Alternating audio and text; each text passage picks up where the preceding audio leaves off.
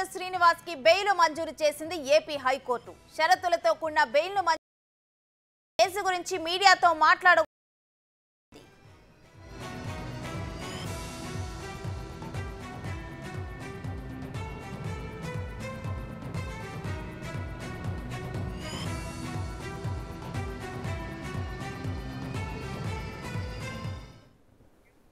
Present కోడికత్తి శ్రీను వాళ్ళ brother మాట్లాడుతున్నారు. మనం లైవ్ లో చూద్దాం.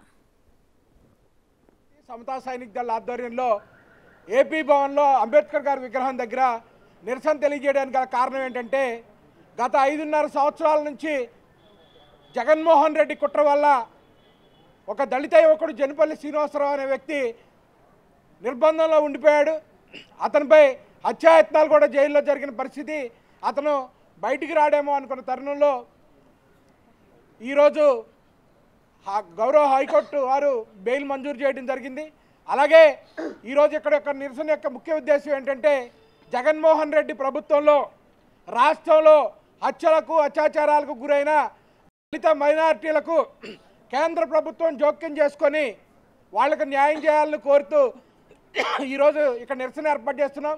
అలాగే కేంద్ర ప్రభుత్వం సహాయంతో నడిచే సుమారు 27 దళిత పథకాలని మొత్తాన్ని ఒక్కపాటిన రద్దు చేసేసి దళితులకి విద్య, ఆరోగ్యం, అలాగే చదువుని దూరం చేసే విధంగా జగన్మోహన్ రెడ్డి ఒక కంసమామలాగా దళితుల పట్ల ప్రవర్తిస్తున్నాడు. అలాగే ముస్లింల పట్ల కూడా రాష్ట్రంలో అనేక అత్యాచారాలు జరిగినాయి, అనేక హత్యలు జరిగినాయి. ఒక కుటుంబంతో సహా, ఒక తండ్రి వాళ్ళిద్దరు పిల్లలతో సహా ఆత్మహత్య పోలీసులు వేధింపులు తట్టుకోలేక అక్కడ రాష్ట్రంలో ఎలాంటి అరాచక పాలన జరుగుతుందనేది అర్థమవుతుంది. బీహార్, ఉత్తరప్రదేశ్ల నుంచి కూడా ఆంధ్రప్రదేశ్లో దళిత మైనారిటీల పట్ల ప్రభుత్వం ఉక్కుపాదం మోపుతూ వాళ్ళకి సంబంధించిన పథకాలన్నీ రద్దు చేస్తూ వాళ్ళని తీవ్ర వేధింపులకు గురి చేస్తుంది.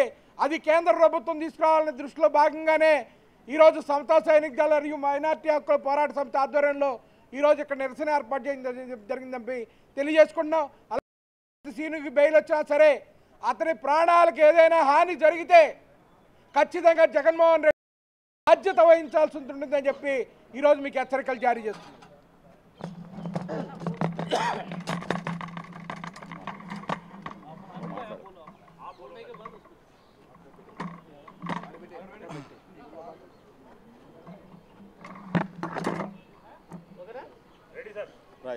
ఈరోజు సమతా సైనిక్ దళ్ మరియు అదేవిధంగా మైనారిటీ హక్కుల పరిరక్షణ సమితి ఆధ్వర్యంలో రాష్ట్రంలో జరుగుతున్నటువంటి ఆంధ్ర రాష్ట్రంలో జరుగుతున్నటువంటి ఏదైతే దళితులు మరియు మైనారిటీలపై జరుగుతున్న అత్యాచార సంఘటనలు ఏదైతే ఉన్నాయో వాటన్నిటినీ కూడాను దృష్టిలో ఉంచుకొని ఏదైతే అన్యాయం జరుగుతుందో ఆ అన్యాయాన్ని దేశవ్యాప్తంగా కూడా చాటి చెప్పడానికి, రాష్ట్రంలో జరుగుతున్నటువంటి ఏదైతే అత్యాచార సంఘటనలు ఉన్నాయో కేంద్రంలో ఉన్న ప్రభుత్వ దృష్టికి కూడాను తీసుకెళ్లడానికి, అదేవిధంగా వేరే రాష్ట్రాల్లో ఉన్నటువంటి ఎంపీలను కూడాను కలవడానికి గత 3 రోజుల నుంచి సమతా సైనిక్ దళ్ మరియు మైనారిటీ హక్కుల పరిరక్షణ సమితి రాష్ట్ర కమిటీ మొత్తం కూడాను ఇక్కడ పర్యటిస్తుంది. ఈరోజు ఏదైతే కోడికత్తి సీను అనే అంశాన్ని దగ్గర పెట్టుకొని ఈరోజు మీరు ముఖ్యమంత్రిగా చలామణి అవుతూ ముఖ్యమంత్రిగా మీరు అధిష్ఠించారు.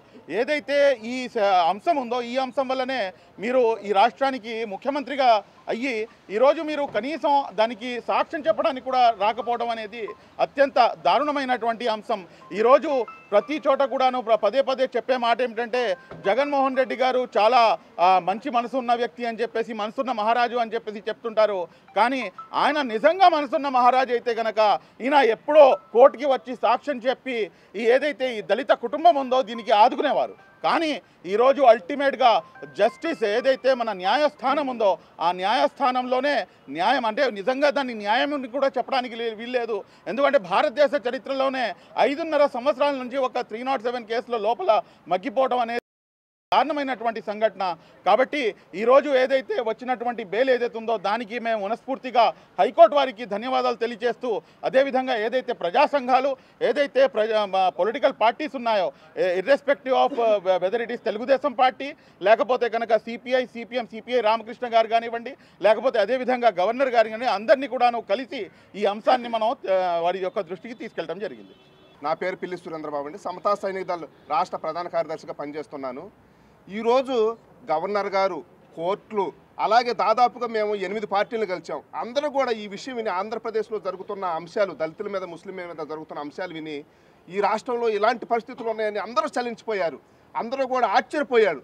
కానీ ఒక జగన్మోహన్ రెడ్డి గారు మాత్రం 74 సంవత్సరాల వయసు ఉన్న అమ్మ 4 రోజులు నిరాహార దీక్ష చేసినా కానీ, వాళ్ళ బ్రదర్ చేసినా కానీ, ఆ కోడికత్తి శ్రీను జైల్లో నిరాహార దీక్ష చేసినా కానీ, ఈ రాష్ట్రంలో ఉన్న అనేక ప్రజా సంఘాలు, అనేక పార్టీలు వచ్చి మద్దతుగా నిలబడి దీక్ష చేసినా కానీ ఎలాంటి కనికరం లేకోకుండా, ఎలాంటి మనస్సాక్షి అనేది లేకోకుండా, ఒక నియంతలాగా, ఒక నిరంకుశితలాగా, ఒక పెత్తందారిలాగా, ఒక దళిత వ్యతిరేకలాగా, ఒక రాజ్యాంగ వ్యతిరేకలాగా ఆయన ఆలోచిస్తున్నాడు. ఈ రోజుకి కూడా ఆయన స్పందించుకోకుండా ఆ తల్లి, అయ్యా మీరు కోర్టుకు వచ్చి ఒక సాక్ష్యం చెప్పమంటే ఆయన చెప్పలేదు. న్యాయస్థానాల ద్వారా ఇప్పుడు బెయిల్ వచ్చింది. కానీ జగన్మోహన్ రెడ్డి అనే ఒక నియంత ఇప్పటికీ రాష్ట్రంలో ఇంకా అధికారంలో ఉన్నాడు. ఆయన ఈ రాష్ట్రంలో ఎంతకాలం ఉంటే అంతకాలం ఈ రాష్ట్రంలో ఉన్న ఎస్సీలకి, మైనార్టీలకి ప్రమాదకరం. జగన్మోహన్ రెడ్డిని గద్దె దింపాల్సిన అవసరం ఆంధ్రప్రదేశ్లో ఉన్న ప్రతి ఒక్కరి మీద ఉంది. రాబోయే కాలంలో ఇదొకటే కాదు, దాదాపుగా 300 మంది ఎస్సీల మీద అత్యాచారాలు, దాడులు జరిగాయి. ముస్లింల మీద దాదాపు 100 మంది పైన జరిగాయి. అలాగే వేల మంది మీద తప్పుడు కేసులు పెట్టారు. ఎస్సీల మీదే ఎస్సీ ఎస్టీ అట్రాసిటీ కేసులు కట్టించిన దౌర్భాగ్యం ఎవడన్నా ఉన్నాడంటే అది జగన్మోహన్ రెడ్డి గారి. ఇలాంటి దౌర్భాగ్యమైన పరిస్థితులు ఆంధ్రప్రదేశ్ ఉంది. అందుకని చెప్పేసి ఢిల్లీలో ఉన్న దాదాపుగా అన్ని పార్టీలు కలిసి ఆంధ్ర రాష్ట్రంలో జరుగుతున్న నియంత పాలన గురించి వివరించడం జరిగింది. రాబోయే కాలంలో జగన్మోహన్ రెడ్డికి బుద్ధి చెప్పడం కోసం సమతా సైనిక దళం మరియు మైనార్టీ హక్కుల పోరాట సంఘంతో కలిసి అన్ని నియోజకవర్గాలు తిరిగి మేము తెలియజేస్తామని చెప్పి మీ అందరికీ తెలియదు. Down down Jaganmohan Reddy, down down down down Jaganmohan Reddy, down down down down Jaganmohan Reddy, down down Jagan కోటో,